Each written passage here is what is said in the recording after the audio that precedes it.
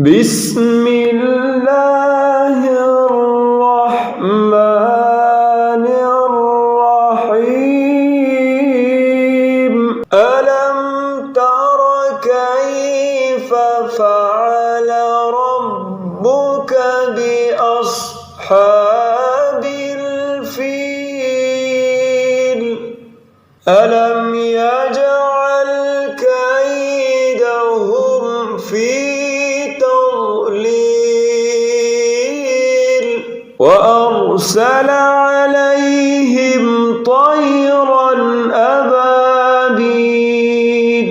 ترميهم بحجارة من سجيل فجعلهم